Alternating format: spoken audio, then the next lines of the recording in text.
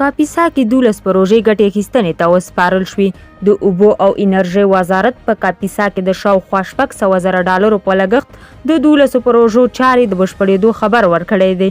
د یاد وزارت د مطبوعاتي دفتر د معلوماتو له مخې په کاپیسا کې 12 پروژې چې 1408 متره ګابیونکاري، 611 متره د سیند غاړو تحکیمات او 50 متره د سربند پوښونه پکې شامل وو.